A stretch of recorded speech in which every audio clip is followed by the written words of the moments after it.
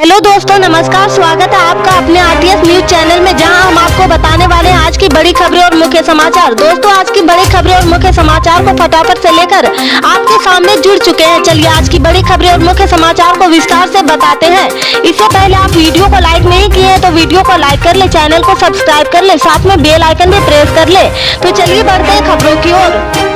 बता दें कि उत्तर प्रदेश में इस साल बेहद कम बारिश हुई। सरकार की रिपोर्ट के मुताबिक इस बार 62 जिलों में सूखे जैसी स्थिति है। इसके चलते कई जगहों पर धान की फसल के सूखने और जमीनों में दरार पड़ने की तस्वीर भी सामने आई है। सिंचाई के लिए ट्यूबवेल का उपयोग भी बढ़ गया। अब योगी सरकार किसानों को दलहन, तिलहन और सब्जी के बीज भी मुफ्त में उपलब्ध करा रही। फिलहाल किसानों को फ्री बीज, मिनीकिट के वितरण की शुरुआत भी कर दी गई है। इससे पहले सरकार ने सूखे से प्रभावित किसानों से बिजली बिल की वसूली को स्थगित कर दिया था। फिर उत्तर प्रदेश सरकार ने राजस्व वसूली भी स्थगित कर दी थी। प्रभावित क्षेत्रों में बिजली आपूर्ति बढ़ाने का फैसला लिया गया। वहीं सिंचाई विभाग को नहरों में पानी की उपलब्धता सुनिश्चित करने का निर्देश भी दिया गया है।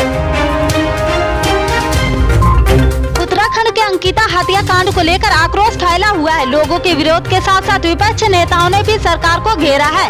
अब कांग्रेस महासचिव प्रियंका गांधी वाड्रा ने ट्वीट करके राज्य सरकार पर निशाना साधा। साथ ही प्रियंका गांधी ने इस मामले की सुनवाई फास्ट ट्रैक कोर्ट में करने की मांग की है। प्रियंका ने ट्वीट कर लिखा कि उत्तराखंड की अंकिता के साथ दिल दहलाने वाली घटना घटी है, लेकिन इतनी बड़ी घटना के बाद भी प्रशासन केवल दिखावटी कार्रवाई तक सीमित है। उन्होंने आगे लिखा कि जरा सोचिए कि अंकिता के माँ बाप पर क्या गुजर रही होगी। परिजनों का सवाल है कि घटनाओं के सबूतों को क्यों मिटाया जा रहा है। पोस्टमार्टम रिपोर्ट उन्हें क्यों नहीं दी जा रही। न्याय का तकाजा कहता है कि सरकार को गंभीरता व संवेदनशीलता के साथ कार्रवाई करनी चाहिए।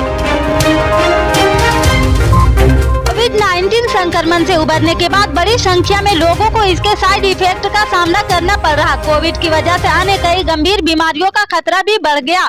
बच्चों से लेकर बुजुर्ग तक कोविड संक्रमण से उबरने के बाद अन्य बीमारियों की चपेट में आ रहे। इसी को लेकर एक हालिया स्टडी सामने आई है, जिसमें बताया गया है कि इस संक्रमण से छोटे बच्चे और टीनेजर्स में लाइलाज बीमारी का जोखिम कई गुना बढ़ गया। यह स्टडी नॉर्वे के Norwegian institute of public health शोधकर्ताओं ने की है। आगामी गुजरात विधानसभा चुनाव को लेकर ऑल इंडिया मजलिसे इत्तेहादुल मुस्लिमीन प्रमुख असदुद्दीन अवैसी ने अपने 3 प्रत्याशियों को नामों की घोषणा कर दी है। इन 3 प्रत्याशियों में एक हिंदू प्रत्याशी भी शामिल है। कौशिका बहन परमार नाम की महिला को अवैसी ने दानी लिमरा विधानसभा सीट से अपनी पार्टी का प्रत्याशी बनाया है। यह पहली बार है जब गुजरात में अवैसी की पार्टी ने किसी हिंदू प्रत्याशी को मैदान में उतारा है।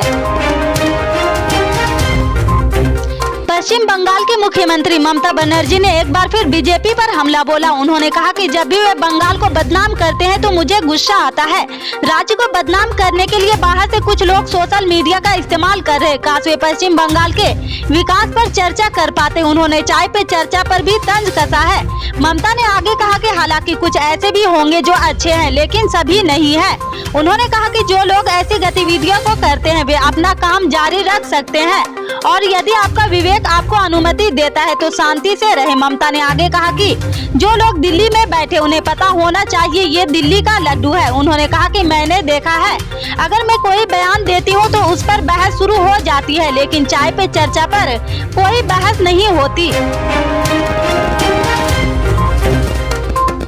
हरियाणा के फतेहाबाद में रविवार को विपक्षी दलों ने विपक्ष की संयुक्त रैली का आयोजन किया। इस दौरान रैली में आए हुए लोगों को संबोधित करते हुए एनसीपी चीफ शरद पवार ने किसानों के मुद्दे को लेकर केंद्र की मोदी सरकार को जमकर घेरा। उन्होंने कहा कि केंद्र सरकार ने किसानों से जो वादे किए थे उन्होंने वो अब तक पूरे नहीं किए हैं। पवार ने आगे कहा कि सरकार ने पहला वादा एमएसपी का किया था जो अब तक पूरा नहीं हो पाया है। जिन लोगों ने सरकार के खिलाफ आंदोलन किए थे उनके खिलाफ मुकदमे किए गए। शरद पवार ने आगे कहा कि एक समय ऐसा था जब देश में अनाज नहीं था, तब किसानों ने ये स्थिति बदली और खून पसीना एक करके भरपूर मात्रा में अनाज पैदा किया था। उन्होंने कहा कि आज देश में यह स्थिति बदली है। अनाज उत्पादन में हमारा देश नंबर 1 पर है और इसके पीछे सिर्फ हमारे किसानों की मेहनत है। भरतपुर भरतपुर जिले में बारिश के रौद्र रूप के चलते किसानों को भारी परेशानियों का सामना करना पड़ रहा। आसमानी आफत किसानों पर कहर बरपा रही है। 3 दिन से लगातार हो रही बारिश से किसानों की फसल पूरी तरह नष्ट हो चुकी। अब किसान सरकार से मुआवजे की मांग कर रहे हैं। भरतपुर जिले के ज्यादातर इलाकों में खरीफ की फसल पूरी तरह बर्बाद हो चुकी। इसको लेकर किसान बेहद चिंतित नजर आ रहे हैं। फसल बर्बाद होने के कारण अब पशुओं के लिए चारे की कमी आ गई। इसके चलते किसानों पर दोहरी मार पड़ सकती है। दिल्ली के मुख्यमंत्री और आम आदमी पार्टी संयोजक अरविंद केजरीवाल रविवार को एक बार फिर गुजरात पहुंचे। पंजाब के मुख्यमंत्री भगवंत मान के साथ युवाओं से बातचीत के दौरान अरविंद केजरीवाल ने भाजपा सरकार पर जमकर निशाना साधा। उन्होंने यह भी कहा कि अब तक लोग यहां मजबूरी में भाजपा को वोट देते आ रहे हैं, क्योंकि कांग्रेस उससे भी बुरी थी। लेकिन अब जनता के सामने आपका विकल्प है। अरविंद केजरीवाल ने युवाओं के साथ टाउन हॉल में सबके लिए रोजगार का वादा किया। उन्होंने कहा कि आपकी सरकार बनी तो 10 लाख सरकारी नौकरी देंगे। केजरीवाल ने कहा, आजकल गुजरात के व्हाट्सएप ग्रुप में एक मैसेज चल रहा है, यदि कांग्रेस को वोट देंगे तो सोनिया गांधी का बेटा तरक्की करेगा, अगर भाजपा को वोट देंगे तो अमित शाह जी का बेटा तरक्की करेगा, और आम आदमी पार्टी को वोट देंगे तो गुजरात का एक एक बच्चा तरक्की करेगा। उन्होंने कहा कि गुजरात के एक एक युवा को रोजगार दिया जाएगा। इससे आगे की अपडेट्स को जानने के लिए जुड़े रहे हमारे RTS न्यूज चैनल से। मिलते हैं फिर बड़ी खबर में, तब तक के लिए जय हिंद।